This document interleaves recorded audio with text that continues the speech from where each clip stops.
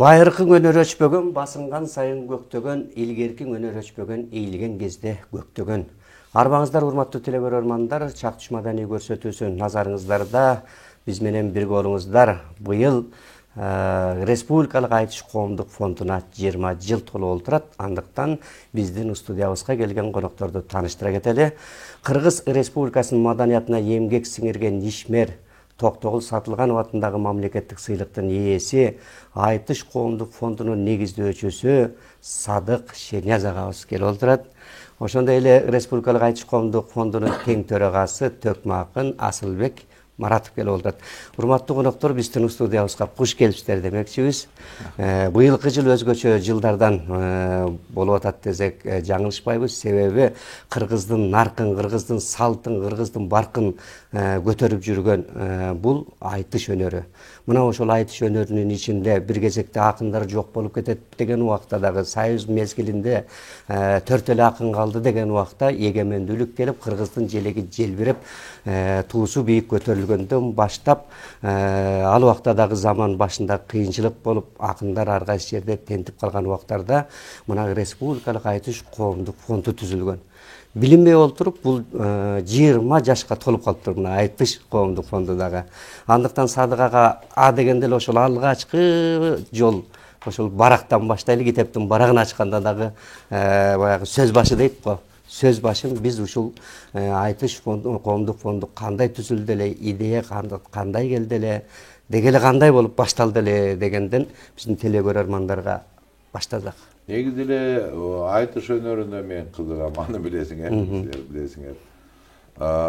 Болгону эле бул үнүм жок, жакшы. Анан жанагы музыканы укканга дагы, комуз сеткенге дагы бир слух деп коет эмеспи? Ошол дагы жок болуп калыптыр да.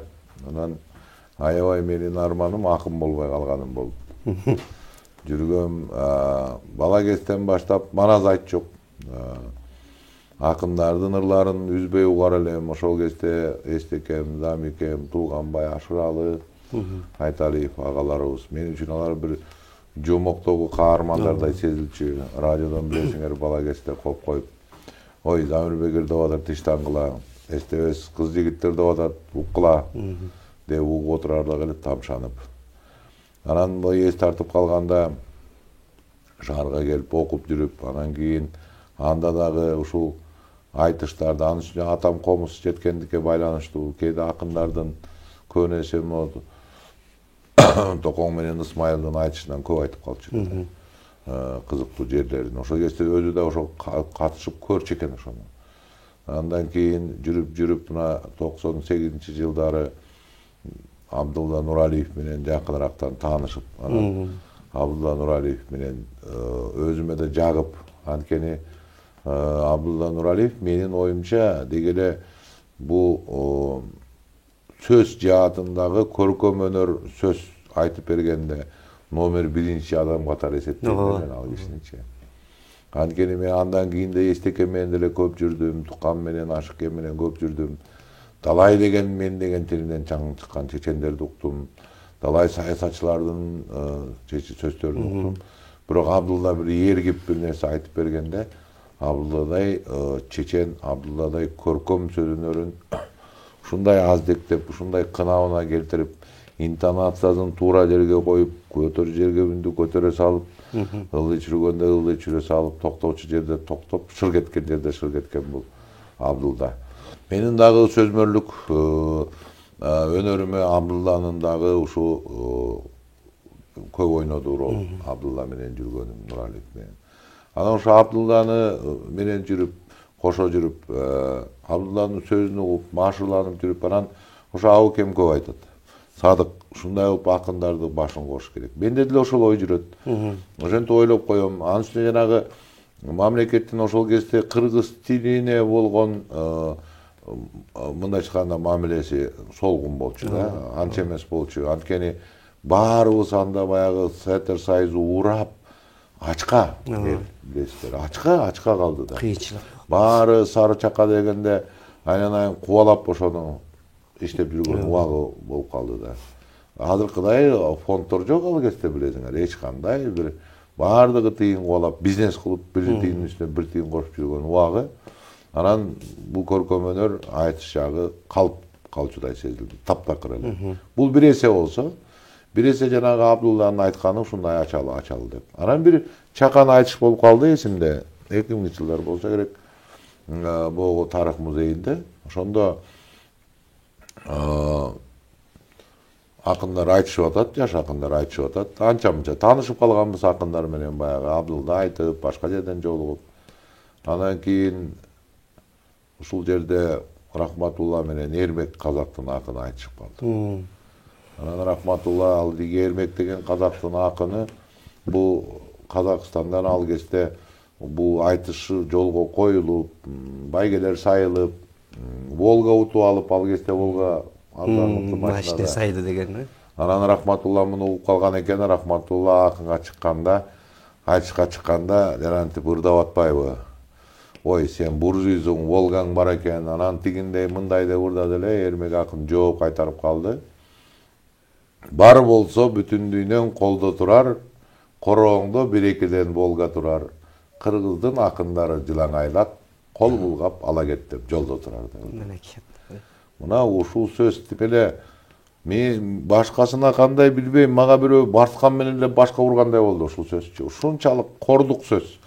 Ушунчалык туура айла жок. Бирок ушунчалык басмырлаган, ушунчалык намыска тие турган сөз болду да анан кантип эле ушундай болуп калсын деп анан ошол күнү чакырдым эсимде акындарды. Сен барысың ошондо эсимде жок, үйгө чакырып анан ошол жерде чечим кабыл алганбыз. Акындардын жааматы түзүлөт, фонду түзүлөт, андан кийин акындар боюнча иштейбиз деп. Мына ушинтип айтыш коомдук фонду түзүлгөн. Ошол эсимде. Мен да айта берейин, баягы эске түшкөндү. Биз ага чейин эми акындар чын эле бир отура турган жай жок. Көчөдөн эле сүйлөшүп, ошондо мына Элмирбек Раматылык айтып калчу эле Амантай агабыз, бир жакшы жай болсо ошол жерге отуруп алып сүйлөшсөк деп. Анан бир жолу Амантай ага жолугуп калып, ал баягы чаар сумканы көтөрүп констовар сатып жүрчү дейм. Ачык чындык да бул, ачуу чындык. Анан мага жардамдаш деп көтөрүп экөөбүз тиги чүйдөн өйдө көздөй азыр Абдырахманов көчөсүнө айтышпонто ошондо мына Ачакелдин имаратында эле да келгенде Абдылдага чыга калды. Ал кыйкырып жүрүп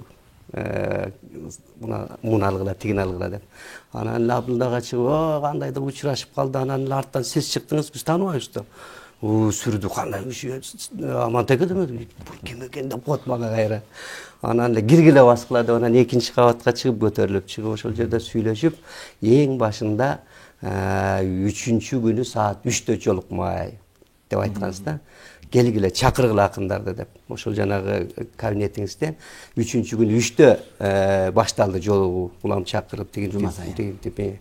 Анан барып андан кийин 10 күндүккө ошол өттү да.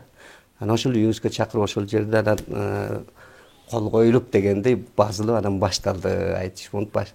Анда Руслан Раматылык комузчу, Токтөбек Асанелип, мен ырчы, мен таланттуумун дегенин бардыгы эле келген да алгач. Баары. Бир ошол айтыш фонду ошол кездеги бир мындай айтканда коломто болуп берди да, очок болуп берди. Бардык тарап, жазуучусу деле, акыны деле, ырчысы деле. Баягы Раматылык атын унутуп калдым, ат башылык ырчыбыз Калмурат.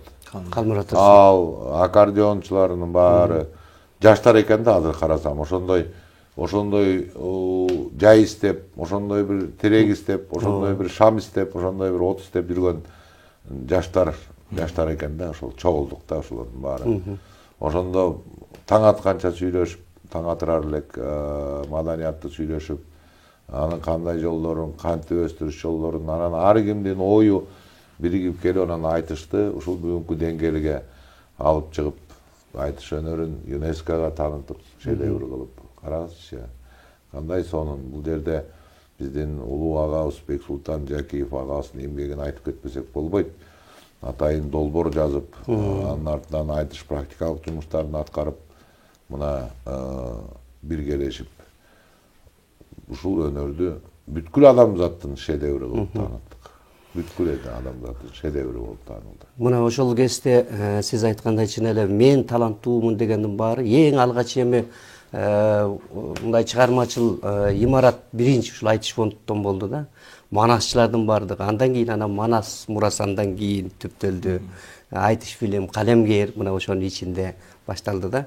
Азыр дагы эфирдин жүрүшүндө сөз кылабыз. Эми мына Асылбек айтыш республикалык айтыш коомдун тең төрагасы болуп турат. Алгач канча деген төрагалар болду. Өзүң да болдуң. Мен да болдум. Ар бир ошол жердеги ким болсо дагы ошол жерде эмгек кылып салым кошту. Анан азыркы учурдагы айтыштын мына боло турган айтыш боюнча элибизде көрөрмандар чыдамсыздык менен күтүп аткан болуш керек. Ошол боюнча сен уюштуруу иштери боюнча айтып кетсең да. Албетте, быйыл айтыш коомдук фондунун 20 жылдыгы. Сиз дагы убагында төрага болуп калдыңыз.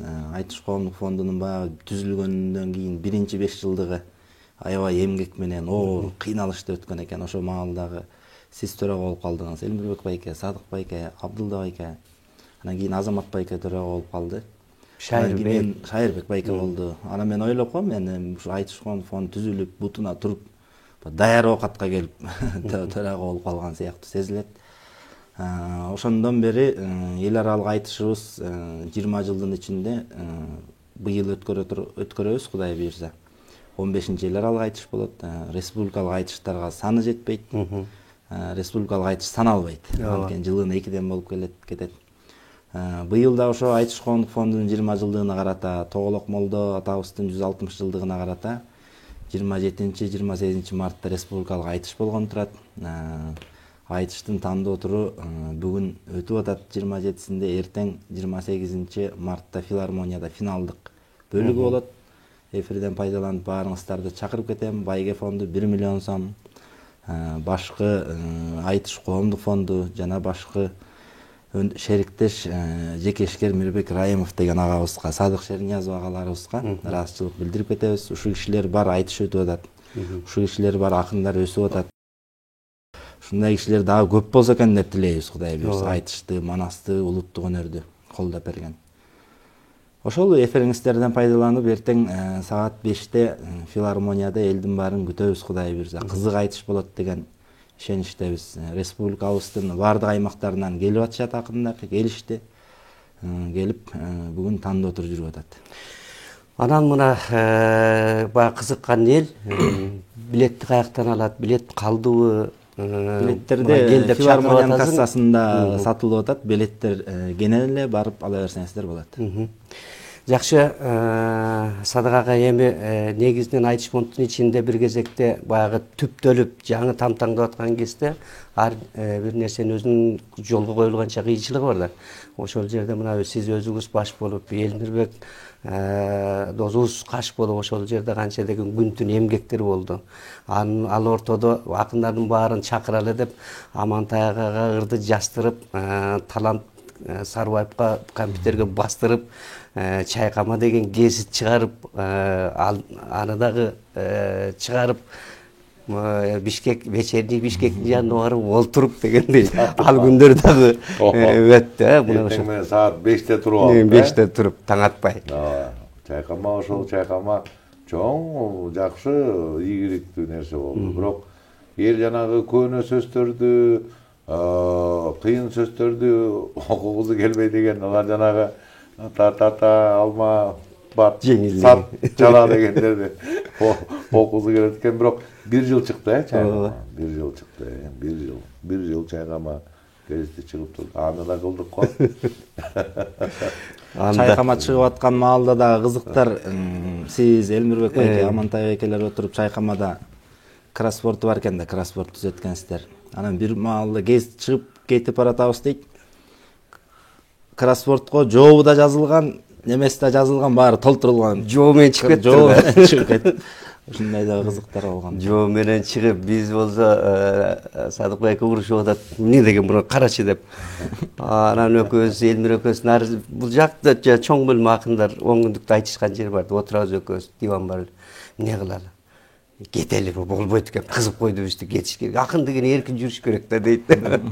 Анан кирдик, Садык ага кирсек, силер деген мындай түшүнөсүңөрбү? Ушинтип башталат. Көрөсүңөр, кийин машина коюлуп айтыш өтөт.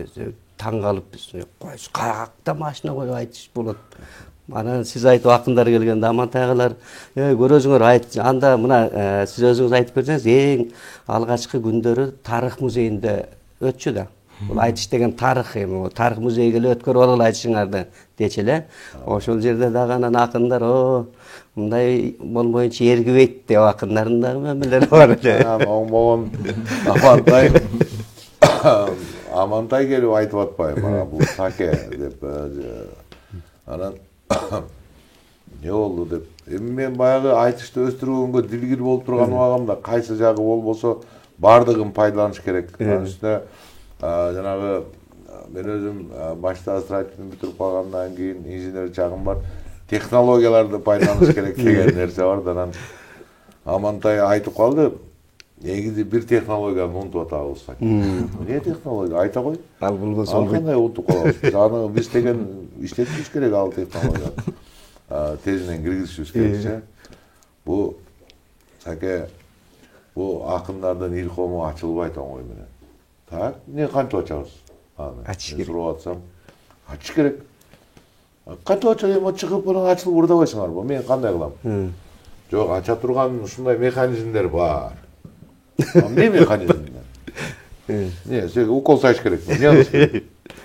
Жок, саке оңой эле укол сайып деле ора албайсыз. Болгону ол сактанын астында эми мен айтпай деле койсом болот эле, саке айтпай эле коеюнчу, андан кийин жаман көрүнүп калам деди эле. Ай, кой, айт деп атып мен анан жарым саат кыйнагандан кийин айтып атпайбы.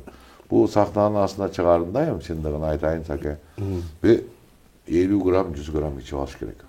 Ошондо эргит, илком пайда болот. Анан чыкканда баягы коркуу сезими жоголот. Анан ой, кокуй анда бул технологияны пайдаланалы анда. Деп өзүм кыйнап ичирем десең жана жаш балдар ичпейт байкуш. Ай, ич. Алып койду. Алып кой. Азыр чыгасың сахнага. Деп анан аны атайын бир штат Акимжан акени арак куюп штат кылып жалдап алгам. Акимжан көрүлө ал чыга калып. Пакетине салып, кийин пакет болбойт экен, Кытайдын арактары бар экен, стакан менен эле. Ошол менен ачып иче берет экен дегенде, мен ошону кылгыла деп. Анан бир күн эле карасам, Амантайым болбой калыптыр сахнада, таптакыр элечи. Отто пуратат.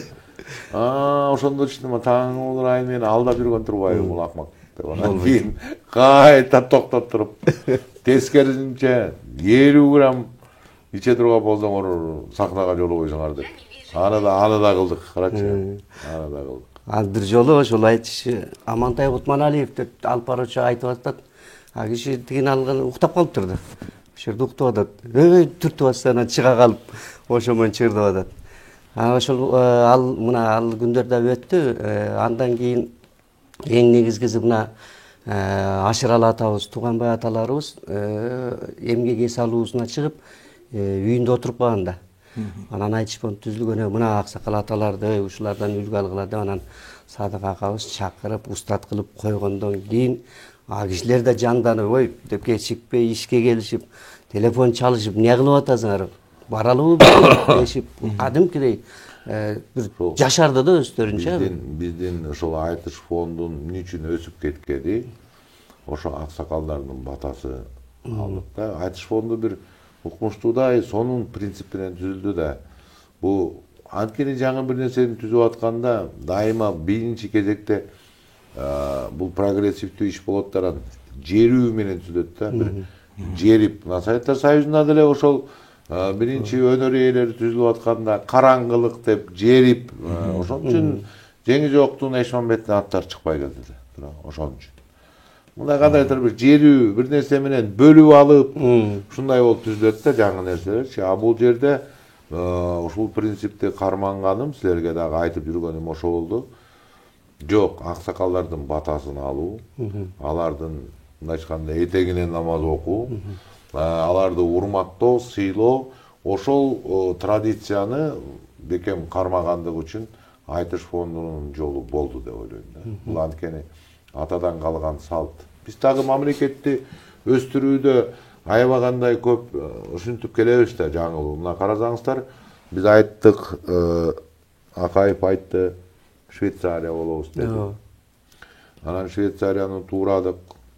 Анан кийин 1-3-4 жылдан кийин көрсө болбойт экен. Муну Азиянын арстандары Сингапур, Малайзия, Филиппин сыяктуу ошолорду туурайбыз дедик. Анда жолубуз болбоду, дагы 1-3-4 жыл жоготтук туурабы. Мамлекет жоготуп атат. Бүтүндөй мамлекет өзүнүн убактысын жоготуп атат. Амна бизде карасаңар, биз өзүбүздүн жолу, биз жол истебеш керек. Анткени ата-бабабыздын жолу бар. Салып кеткен салттуу жолу бар. Ал салттан эч ким чыга албайт. Эч ким аны буза албайт. Ошол сыяктуу салттуу жолубуз менен мына айтыш ошон үчүн кармалып келатат да. Бүгүн Абдылда Азамат Болгонбаев бир Спутникте радиосунда болдук, берүүдө жакшы айтты. Мына биздин 20 жылдан бери биздин ошол жобобуз, салтыбыз, конституциябыз бузулбай келаптыр. 20 жыл болуптур. Ошол өстүрүп атат да, айтышты. Көрдүңүзбү? Улам биз өзгөртүп, улам жаңы кылган сайын андан жакшы тимеле өзгөрүү жакшы болуп кеткенин да көрө албай жатабыз да. Ошол сыяктуу, ошол кийин ошол ойду, ошол структураны, ошол нерсени биз киного алып келдик да. Кино айтыш коомдук фонду киришкенден кийин анан кинематография. Бүгүнкү күндө анда дагы сөздөр болду. Ой, мына французская модель, ал жол менен баралы, анан мындай модель, Грузия мындай кылып атат. Жок. Биздин өзүбүздүн жолубуз бар. Кыргыз кинематографисттердин жолуна салалы деп олтуруп, ал жерде дагы ошол көп талаш тартыштайт, ошол сөзгө муюп барыбыз. Анан ошол жол менен кеткенден кийин бүгүнкү күндө мына коңшу мамлекеттердин баары кыргыз кинематографиясына өскөнүнө баш ийип, моюнсунуп, керек болсо президенттери айтып атат. Коңшу мамлекеттердин туурабы. Президенттери баш ийип айтып атат да. Бул өсүш, бул жакшы. Ошон үчүн бир нерсени өстүрүүдө жол издеп, башка жактан сиз мына саясатчыларда жүргөндө дагы мен абдан сөздөрдү угам да, акылдуу сөздөрдү. Муну Вашингтон айткан, муну Рузвельт айткан, анан муну Черчилль айткан, муну Макиавелли айткан, муну деги Цезарь айткан. Ай, сен айткандарды эмне бар? Сен кече күнү Калыгул менен Калмырза эмне деп айтты эле? Тилекмат эмне деп айтты эле? Боронбай эмне деп айтты эле? Алымбек Ажыбек эмне деп айтты эле? Биздин улуу байыркы Токтогул, Балыгооз, кийинки Токтогулдар эмне деп айтты эле? Карап койсоң, ошол айткандардын баары ошол жерде. Кереги жок издеп. Манас деле карасаң, Манас бул бүтүндөй коомдун өсүшүнүн эң сонун көрсөткүчү. Демократиянын көрсөткүчү. Мына карасаңыз Манаста. Жанагы Алымбек менен Чубак жол талашканда ойлосоңуз. Чубак барып Алымбекти абдан Алымбекти аткадай болду.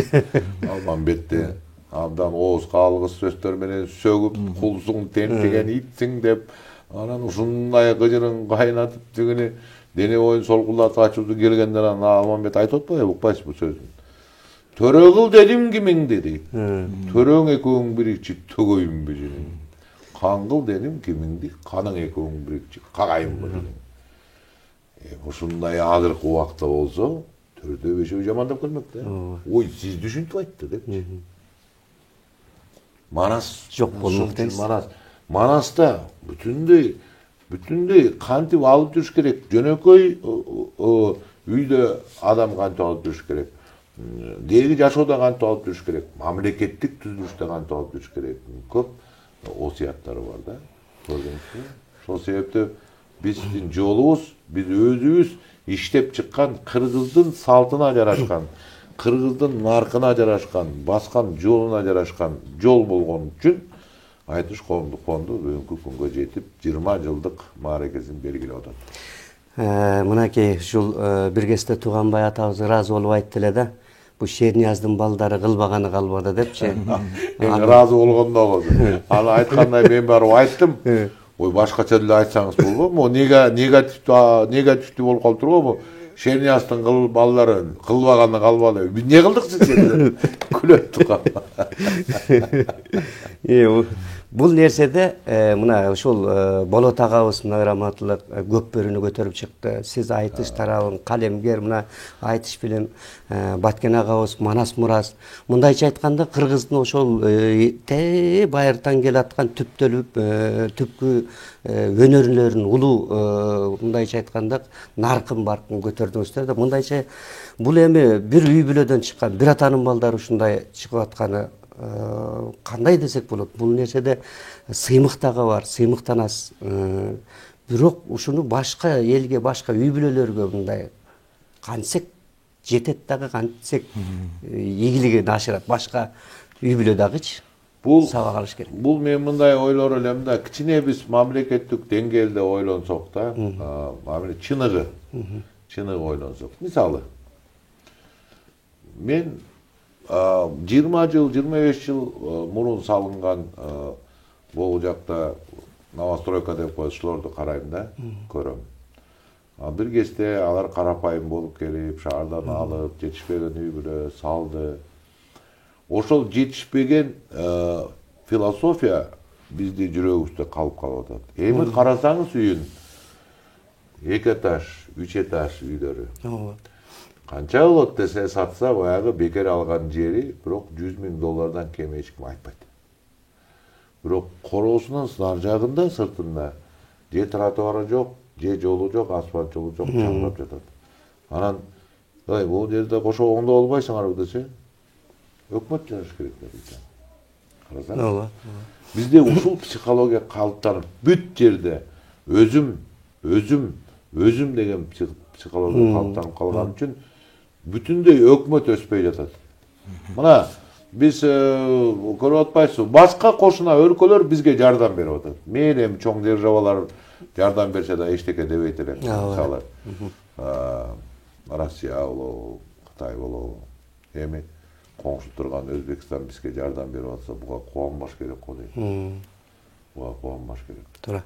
Биздин көчө толо жап-жаңы машиналар, иномаркалар турган көчө мындай пробка болуп калып атпайбы кечинде? Ошо эми элге бирдей айтсаң, эл мындай деген кабыл алып калды азырчы. Эми байлар алар чириген. Эми ушунун баары байбы көчөнүн баары анда бай көп экен да. Эмне үчүн мынчалык бай көп болсо? Эмне үчүн бир айылга бир жаңы биздин тез жардам унаабыз жок. Биз ойлонуп көрсөк, ошол айылдын ар бир короосунда машина турат. Ар бир демек машина ала турган болсок, демек биздин каражатыбыз бар. Демек бир $100, $200 тез жардам унаага мындай курмандык кылып койсок болот экен да. Туура? Ошону айылмар курмандык кылат, жап-жаңы уна сатып. Ушуну эмне бизге Өзбекстан бизге белек кылыш керекпи? Ошол намыс, ар намыс деген нерсени ошол руханий дүйнөнүн алып баруучулары силер жеткиришиңер керек да. Биз намысыбызга келмейин. Биз өзүбүз. Мына япондорду караңыз. Цунамиде баягы атом электростанциясы жарылып.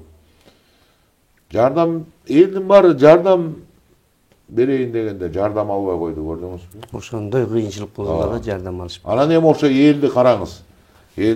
Бир чоргодо суу агып атат, таза суу экен. Ошо эл ошого кезек туруу. Жулунган эч ким жок. 500 киши турат кезекте. Жулунган эч ким жок. Жарантип корочкасын көрсөтүп, мен МВДда иштейм, мен деген баланчада иштейм, мен акимияттамын, мен депутатмын деген киши жок. Баары ошол сууга кезекте туруу. Бир кишидей болуп. Караңызчы. Биз деле ошондой кылсак эле заматта өсүп өнүгөбүз. Биз деген мен тууганыма бийлик, мен тууганыма кызмат, мен тууганыма акча, мен башка билбесин дегенде эле ызычуунун баары ошол болот. Эми ушуну биз кайрышыбыз керек.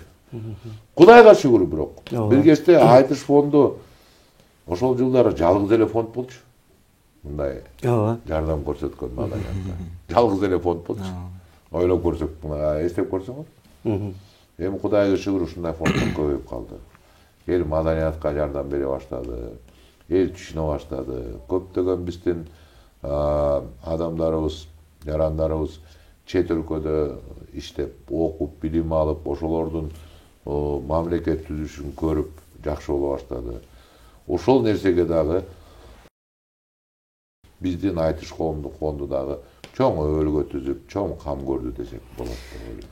Кыска нуска айтыш фонддун ийгилиги, анан дагы мындай бир кемчиликтер болду деген нерсе жокпу мындай? Ийгиликтери эми силер айткандай мына дүйнөлүк айтыш фонддун мүмкүн силер да билип билбейсиңер, керек болсо Америкада филиалы бар. Айтыш USA деген официалдуу. Жанагы Лос-Анджелестеги кино фестивалыбыз бүткүл дүйнөлүк. Ошол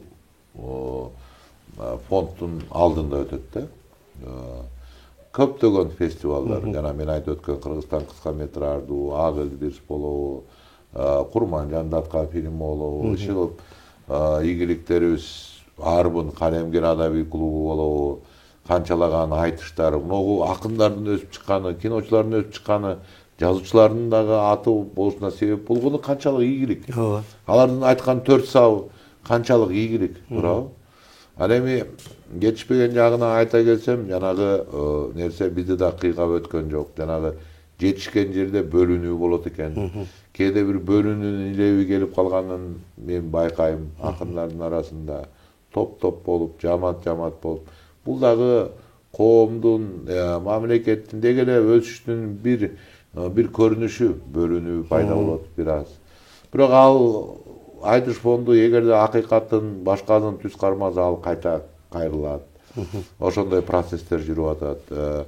Мен акындарга айтмакмын, канчалык жылдыз болуп, канчалык сен эме болбогун эстекем, ашкем тукамдын үлгүсүн алыш керек. Бийик болгула, жылдыз болсоң дагы текебер болбогула, эл менен болгула. Анткени акын элдик. Акын элдик, сен элдик кишисиң. Ошону айтмакмын. Анан дагы бир айтып жүрөм кемчиликтерден. Илгери ырдаганда, алыстан ырдаганда кайсы акын ырдап атканын таанычу экен. Корголбу, Токтогулбу, Алыпкулбу деги койчу ар кимдин өзүнө жараша обону болгон. Бизде көпчүлүктөр ырдап атканда, жаштар ырдап атса, тааныбай калабыз кээде. Кимиз ырдап атканын. Бардыгы бир обондой сезилет. Бул жагынан айтып жүрөм. Жаңы айтышка жаңы технологиялык нерселерди киргизиш керек. Мисалы, ушул жерде ырдап атканда эле, ушул жерден эле үн чыгып, сени бир 50-100 киши уга турган технологияларды карап көрүш керек. Чыгып калды. Бардык жерге комуз алып барбай, мүмкүн жакшылап изденсе, ошолордун көчүрмөсүн приложение кылып, телефондон деле чыгарып койсо болот ырчыгүнүчү. Чөнтөгүңүзгө салып аласыз да ошондо комузду. Анткени биз технологияны жат кылбашыбыз керек. Технологияны биз пайдаланышыбыз керек. Ошол жагын ойлоном. Жанагы азыр бизге өң көрүнүп аткан жанагы рэп, тиги бу деп кыйшалактап бизге өң көрүнүп атпайбы? Бирок ал дагы туура эмес. Ошону карап көрүш керек. Ошондой жактагы. Бир кезде Машботой деле Атай биринчи чертип чыкканда сөздөр болгон экен. Таң ойлойм, бул жиндик эме го. Бүгүн Машботой классика, дүйнөлүк деген сыяктуу нерседен коркпош керек, издениш керек. Бул жагын. Анан албетте илим, билим. Бүгүнкү күндө акын дүйнөдө эмне жаңылык болуп атат, Америкада эмне жаңылык болуп атат, тиги саясатта кандай болуп атат, кайсы тенденциялар жүрүп атат, кайсы багытта жүрөт, ошондон кабардар болуш керек. Ошондой сыяктуу көйгөйлөр көп. Ал бул өсүү жолу, мунун баары бир уламдан улам бул чыга берет. Уламдан улам бара бериш керек. Дагы 20 жылдан кийин айтыш фондун кандай көрөсүз? Кандай? Сиз бай келечекти көрө билесиз го. Эгерде жанагыга баш урса биздин жигиттер чын эле жанагадан коркпостон, бул албетте жаңы бир багыттар, дагы бир бөлүнүүлөрдү алып келет да, дагы бир түшүнбөстүктөрдү алып келет. Бирок ошодон коркпой, ошого кадам шилтеп баса турган болсок, мен айтыштын кайсы формасы болбосун мен жактырар элем. Бүгүнкү күндөгү саясат дебаттары деле айтыш. Ошондой сыяктуу бардык формасын изденүү жолу менен алып чыгып, бирок бул айтыш өнөрү көнөрбөс өнөр, кыргыз тил баккан эл, айтыш бул түбөлүк кыргыз менен. Жакшы, рахмат аке. Анда Асылбек Байкомузду кармап турасың болду. Биздин убактыбыз дагы азыраак калды окшойт. Эми ушунча болгондон кийин жантан бери айтыштып атабыз, анан айтыштын эң негизгиси ушул.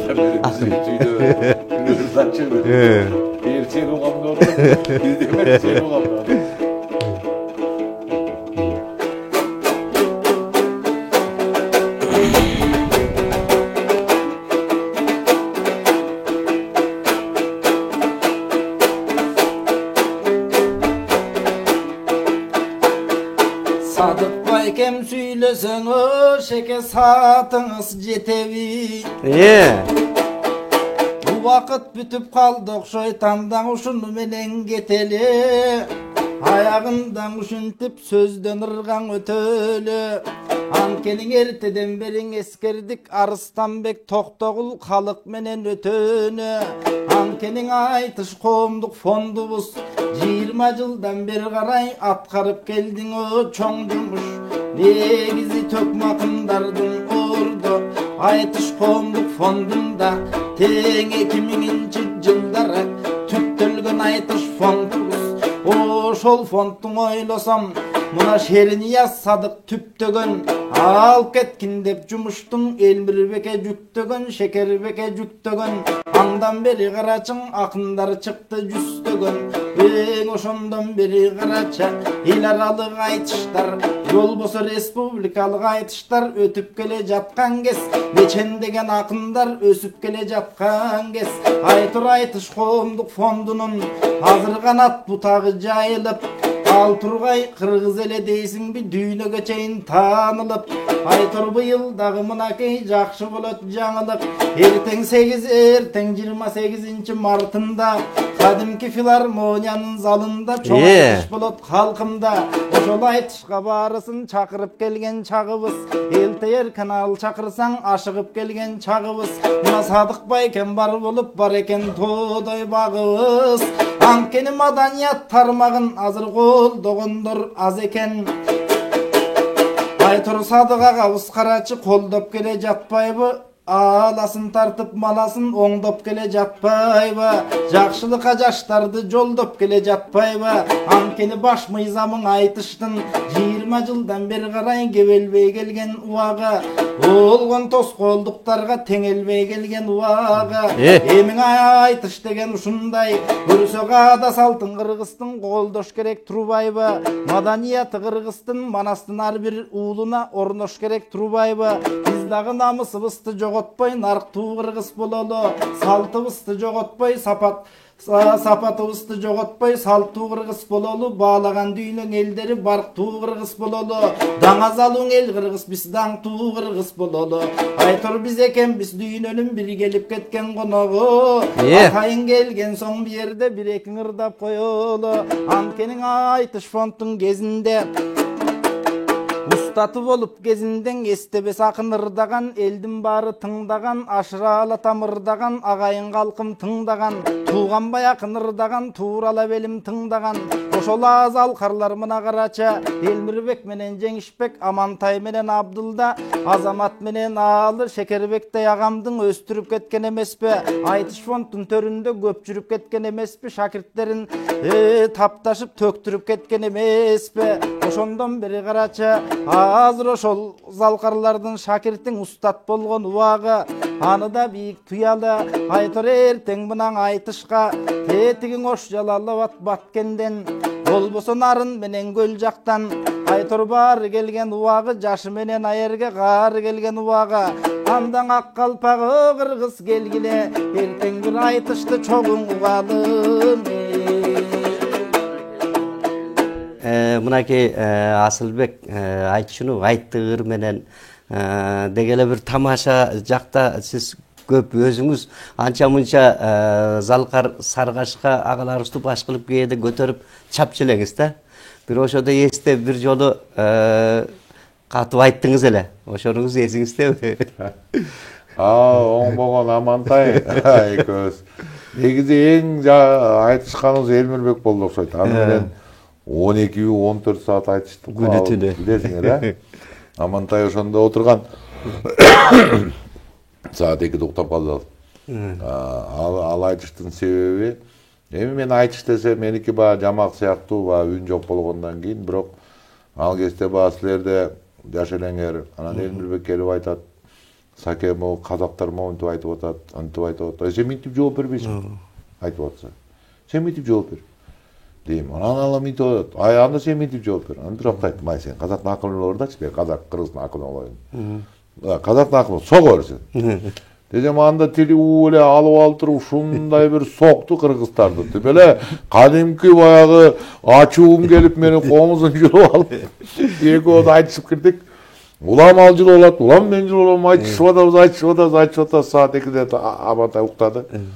Саат эртең менен 9-да балдар келип эшикти ачканда дагы эле айтышып атпыз. Ошондочу. Кыштын күнү.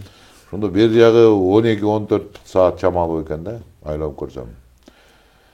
Ошол нерселер дагы Элмирбекке да жардам берди деп ойлойм ушу казактын. Ошол күнү аябай көп сөздөр айтылган да, аябай көп түнү. Казакка Элмирбек анткени казак менен айтышканда алдына киши салдырчу эмес эди, билесиңер. Амантай болсо бир жолу оңбогон келип, мен компьютеримди карап отурам, анан келген кишиге кээде көңүл бурбай, анын үстүнөн компьютерге билесиңер, мен кызыгып кеткенде компьютерди эле карап калат эмесмин. Азыр эле телефон чуп калгандай. Сөз айтсаңыз телефон чуп калдыгын менин ачуум келет. Анан ошентип компьютерге карап атсам, Саке мен ырдайын десе, ал комузду ырдай бер, комуздар илинип турчу катарында. Анан бир комузду алып ырдап атат, Абдулла. Ырдап атат, мен компьютерде отуруп атсам, бирок да мынтип көңүл бурсам, көп эле ырдаган, анан көңүл бурсам, Абдулла ырдап атат. О, төрөбүз кетти дүйнөдөн, эми акындын баары өлөбүз. Кудайга эмне айтып бул деп сабап атсам, өтүп кетти төрөбүз, эми эмнени көрөбүз. Анан чогулуп барып акындар төрөнү мыктап көмөбүз деп көрсө мени ырдап атыптыр алчы. Амантай. Анан ырдап бүткөндөн кийин, оңбогон Амантай. Өзү да тең тушта мен менен. Анан ошол карага Амантайга уруксат берилиши мындай. Сен эмне ырдап атасың? Десем, Саке аяк ушундай болуп кетти, кечирип коюңуз. Ата бер комузду мен сага ырдайын. Сен кошок айтсаң мен да сага айтып көрөйүн деп мен айтып атам агачы. Кыйшайып күндө келчеле, кызы ырдап берчеле, кашайып күндө келчеле, кажы ырдап берчеле. Кантейдиң эми Амантай, кайгырып сени жаш койдук, өлөрүчө дагы ичипсиң, сени өлгөндө дагы мас койдук. Көрдөн чыгып кетет деп, бөтөлкөгө жетет деп, көрүңө көтөрүп келип таш койдук. Дилиңизди уутурбай сатпайды. Ата сен жыргатып атасың бу деп. Кажып айтылган саптардан. Кажып, ушундай да кажып айтып тамаша, бул дагы керек. Акында мына Ашыкем айтчу. Акындарда баары эле ассаламу алейкум, баары сонун, тимеле баары чалкыган, анан шаңкыган, асманда кушуң айланып, анан мындай шайланып дегенде эле боло бербейт. Акында кээде ушундай түзөн түз чыгып калган учурлар керек. Могу бокс сыяктуу ошондо кыска, нуска соккуларды дагы кайраганды билиш керек. Акындык ошон үчүн менин оюмча бул улуу өнөр. Бул бардык жагын жанагы бул нерсе дагы мына карап көрсөңүздөр жыйында депутаттар да өрчүгөн да ушул нерсе дагы. Ким ушул сөздөрдү жакшы айта алса, ким чукулунан жооп кайта алса, ким тез ыкчам башка жака бөлүп бардык өнөрдүн сөзү менен айта алса, ошол депутаттын да сөзү өтүмдүү. Ошолор дагы бийик, ошолор дагы эл угат. Анан бул жарыбагандар мен барсам ойлоп алыптыр да, бул маданияттын кишиси деп депутат болуп барганда. Маданияттын кишиси эмнени билмеген элем. Буга тиш салып көрөлү деп бир экөө тиш салып көргөн, ошондон кийин токтошту. Токтошту, алар түшүнүштү. Көрсө акындык өнөр бул деген анык өнөрдүн бийик сереси да. Кыргыз бекер айтпайт. Өнөрдүн алды кызыл тил дейт. Кыргыз. Өнөрдүн алды кызыл тил болсо, анда өнөрдүн эң алды акындык экен да.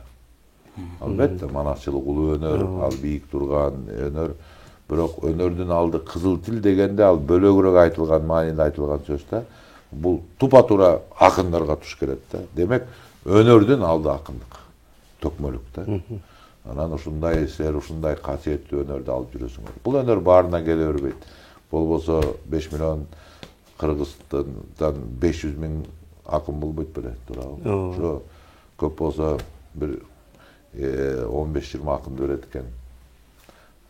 Бир 20 жыл 30 жылга. Ошонун бирөөсү силерсиңер. ошону туура түшүнүп, ошону туура карманып, ошону аздектеп туу кылып көтөрүп жүрүш керек. Анан эң алгач ушул айтышка машина сайылып өткөн айтыш эсиңизде барбы? Эң алгач Мен ушу эсимде жок экен. Биз 2002 жылы. 2002 жылы баштадык, 1 жыл айында баштадык. Ооба. 2002 Анда тарих музейинде өттү. Андан кийин эле анан баягы айтпадыңыз беле? Филармонияга батпай калат, эл керек болсо айнектер сынат, эшиктер талкаланат. Сиз айткандай ошол мамлекеттүүлүкпү 2200 жылдыгында болуш керек эле. Казак-кыргыз айтышында. Батпай тиги кирген эшик. Мага азамат чалды. Билет калбай калды, Саке биякта ызуучу болуп атат, азыр эл эшикти сындырабыз деп жатат деди. Сындырып салсын дедим. Дедим, чочуп кетти. Опей, аны төлөп бериш керек да, бизди төлөйсүң деп. Төлөп коебуз. Бизге жакшы реклама болот. Айтышта эшик сыныптыр деп айтылсын деп. Айткан эсимде. Андан ошол арада дагы мынакей залкарлар аталарыбыздын эми арба ыраазы болсун, залкарлардын айтышы деген дагы айтыш. Ооба, Ашыкем, Тукам, Замикем, Эстекем болуп, алар дагы бир чоң айтыш кылышты. Залкарлардын айтышы деп биз уюштурганбыз. Мен эсимде чыгып, сахнага чыгып, кадимкидей. Анткени бул эмнеден пайда болду? Эми баары өнөр адамдарды да Ашыкем баштады бул кепти. Белки Тукам мүмкүн айтса керек, Эстекемдер ага, билбейм. Бул Ашыкем баштады. Бул Садык, бул жаштар эле айтыша береби. Эми алсакал сиз. Жок да биз да айтышып көрөлү дегендер анан уюштурдук ошону. Анда да бир эр кеп чыгып айтышты. Сонун болгон. Биздин аксакалдар ыраазы болуп кетишти. Биздин аксакалдардын ушу акыркы 10 жылдык, 20 жылдык өмүрүндө ушунчалык ыраазы болгонун билинип турду. Мына мен муну көп айтам, балдарыма да айтам ушуну. Бата жөнүндө сөз болгондо Ашыкем бир жолу мага айткан эсимде, мындай жөнүндө отурсак экөөбүз анан Ашыкемден бир ой келе калчу эле, бир капысынан эле. Анан Садык, ооба Ашыкем. Мен эми өлө берсем болот. Кез өлмөңүз. Кайга шашып атасыз? Али сиз көп жашайсыз. Буга балдарды өстүрүш керек али, үйрөтүш керек. Жок. Мен эми спокойно, орусча кошуп койчу. Спокойно өлүп кетсем. Не болду? Мен өлдүм. Аны силер коесуңар. Карача. Мен коркпойм, силер барсыңар. Акындык өлгөн жок. Мына карачы мына акындарды. Ой, мен Оспонкулду көрүп аткандай болуп атам. Деп айтчу, Ашыкемчи. Ошо силерди карап. Bundan ötkön bata жок да. Түшүнгөн адамга. Bundan ötkön бийик нерсе жок. Бул өтө чоң нерсе, өтө чоң билгендерге. Ошон үчүн биз ошол Ашыкем, Тукам, Эстекемдин батасын алып калган балдарбыз. Силер кошо жүрүп ээрчишип, ал деген кайсы залкарларды көргөн. Алар болсо Алымкул, Калык, Осмонкулдун батасын алган. Алар болсо Токтогул менен Эшмамбет Жеңи жоктун батасын алган. Алар болсо Балык Оостун батасын алган. Ошентип сүрүп отурсаң, баарынан романдын ырчуулуна такалат. Карачы, тарых, туурабы? Мына ошондой асылсыңар силер. Ошол асыл өнөрдү алып келаткан балдарсыңар. Ошон үчүн кыргызга өнөрүңөрдү, Кудайдан берген өнөрдү эч көтөрүлүп мактанбай, көбүп кетпей, жакшы, туура, адамгерчиликти биринчи орунга коюп тартуулай бергиле. Бар болуңуз Садык ага, мынакей кандай жакшы керемет сөздөр айтылды. Чындыгында Амантайга да айтып калчу эле го. Алымкул, Калык, Осмонкул кармаган колду кармагам деп мына ошондой уланып олтуруп канча деген муунга келип олтурду. Билинбей отуруп убактыбыз да келди. Кудай буйруса айтышын 20 жылдыгы ийгиликтүү өтсүн. Эми баягы жыйынтыктоочу сөз элиңизге, журтуңузга. Мен мындай айтар элем, быйыл Айтыш коомдук фондуна 20 жыл толду. Билген кишиге көп, билбегенге не чара деп айтчу Эстекем. Билбегенге не чара деп. Билген кишиге бул аябагандай чоң эмгектер. Баягыда Олгонбаев Азамат биздин иш-чараларды жазып туруп өткөргөн, 20 жылдан бери өткөргөн. 5 баракка батпайт. Бул чоң иш-чараларды айта турган болсо. Маданиятка болгон аракетин жумшады Айтыш коомдук фонду. Быйыл ошол Айтыш коомдук 20 жылдык майрамы менен дагы көптөгөн иш-чаралар бар. Айтыштан эле ала турган болсок, ушул республикалык айтышы 30-31-inde эбегейсиз чоң айтыш кылайын деп атабыз, казактарды чакырып. Кудай буйруса, эл аралык айтыш. Кечен деген бизге азыр фондулар, эл аралык фондулар куттуктоодон жазып атат. 30-31-inde ошолорду чыгарабыз. Бүгүн айтыш коомдук фонду ушул касиеттүү Кыргыз жеринде түзүлгөн. Азыр арыш ачылып, бүткүл дүйнөнү айланып жумушту жасап атат. Бүткүл дүйнөлүк иштерди кылып атат. Бүткүл дүйнөлүк.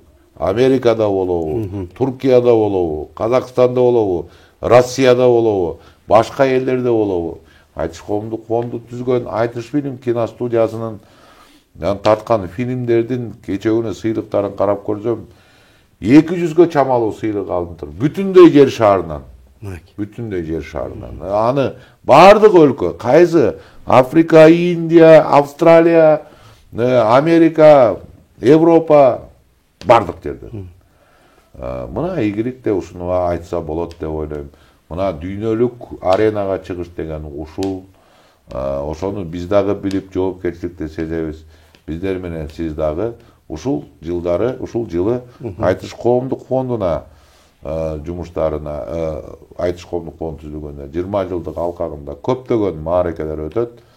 Ар бир мааракеге кошулуп, баарыңыздар биз менен кошо майрамыбызды, кубанычыбызды, келечекке максатыбызды бөлүшүп кетиңиздер. Ошого Кудай буйруса жетели, Асылбек мырза.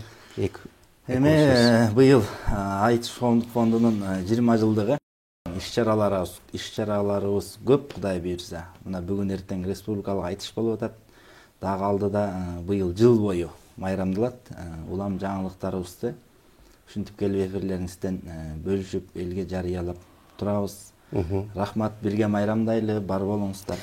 Сиздерге да ыраазычылык билдиребиз, бар болуңуздар. Балким ким билет эле, сиз болбосоңуз ушундай деңгээлге жетет беле, түзүлөт беле, же түзүлбөй калат беле, аны бир Кудай тааламдан башка эч ким билбейт. Андыктан арыбаңыз, талыбаңыз, карыбаңыз, кыргыз үчүн, кыргыз маданияты үчүн кызмат кыла бериңиз демекчибиз. Бар болуңуз аке, бар болуңуз аске. Урматтуу телекөрөрмандар, биздин көрсөтүүбүз соңуна келип жетти. Кийинки көрсөтүүдөн жолукканча аман туруңуздар.